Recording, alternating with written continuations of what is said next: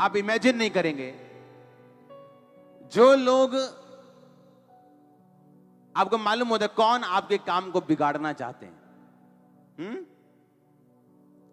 काम तो नहीं बिगड़ता, आप तो बढ़ते जाते दिन प्रतिदिन,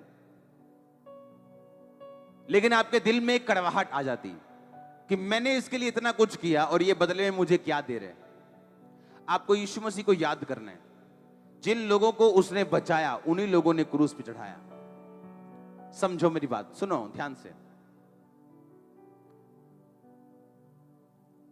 पिछले दिनों में ये लोग, मेरी कुछ लोग नहीं जानते, जो लोगों ने मेरे काम को खराब करने की कोशिश की, मैंने उनकी ग्रोथ के लिए प्रेयर की है पिछले दिनों में, कि वो बढ़े आत्मा में, शरीर में, ब्लेसिंग में।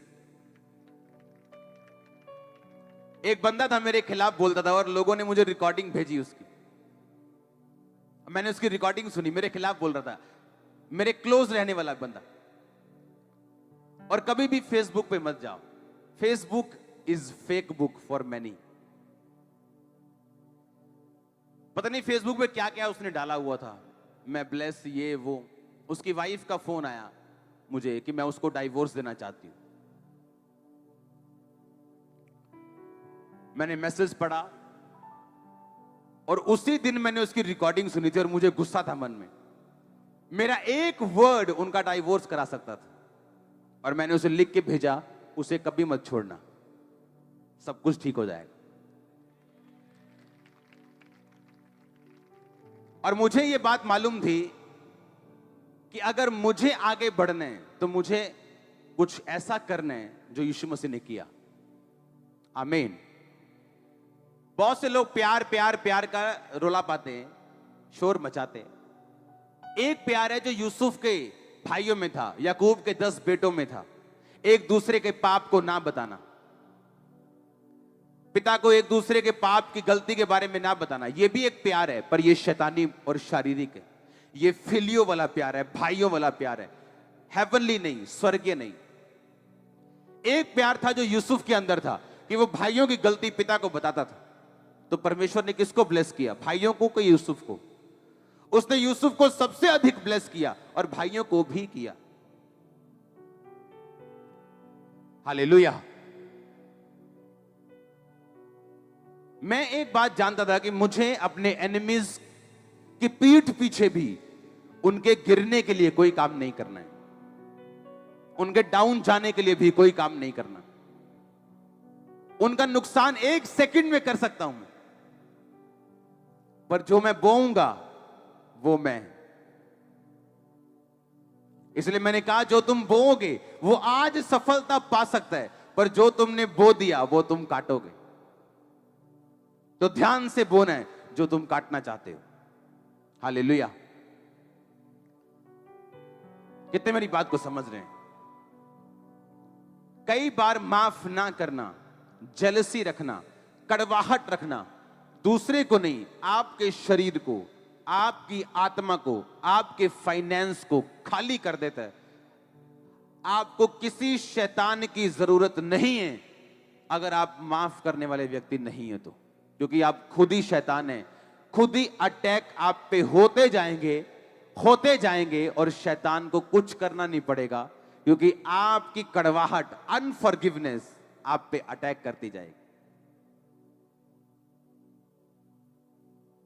हालांकि परमेश्वर देखता है आपको, कई बार आप नुकसान पहुंचा सकते हो और वो व्यक्ति का जो 24 घंटे आपका नुकसान पहुंचाने में लगा हुआ, आप बोल सकते लेफड़ कि 100 सुनार की और एक लोहार की चक फिर आला फड़। पर प्यार प्यार बोलना और प्यार करना जमीन आसमान का फर्क है। मैंने लोगों को प्यार प्यार बोलते देखा है लेकिन करते नहीं देखा है। मेरे आसपास के लोग मुझसे प्यार शब्द सुनते तो नहीं है, पर बिहाइंड से देखते हैं, वो पीछे से। आमीन। आपका बाप सुबह उठ के रोज आपको आई लव यू तो नहीं बोलता ना? हाँ, जूती भाई दिखा ओए, पर वो असल में आपसे क्या करता है? और जो फेक फ्रेंड है वो चुम्मियां तो 10 लेता है रोज आके, पर टाइम आने पे खड़ा नहीं होता। हालेलुया। तो लिखा खुला हुआ डांट गुप्त प्रेम से उत्तम है। हालेलुया। आपका बाप आपको डांटता था कि आप लॉन्ग में जा सकें, आप बीच में खत्म ना हो जाएं। और फेक फ्रेंड को उसकी चिंता नहीं, उसे आज की चिंता कि आप उसके साथ रहने चाहिए, उसे आपके फ्यूचर की चिंता नहीं। हालेलुया। अगर आप माफ नहीं करेंगे, आपको शैतान की जरूरत नहीं, आप खुद ही अटैक करवाओगे अपने ऊपर।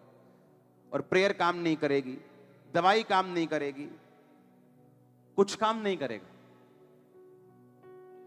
और गलतियां ऐसी करेंगे लोग कि आप उनको थप्पड़ मारो दिल करेगा, पर आपको माफ करना है और भूल जाना है। आज मैं माफ करता हूं और भूलता हूं, आप माफ करते और भूलते हैं। तैयार हो माफ करने के लिए, भूलने के लिए? आपको मालूम है उससे आप फ्री होंगे। आपका दुश्मन नहीं फ्री होगा, आप फ्री होंगे। कंधों से बोझ उतर जाएगा, बीमारियां खत्म हो जाएंगी, आप फ्री हो जाओगे टोटल। हालेलुया।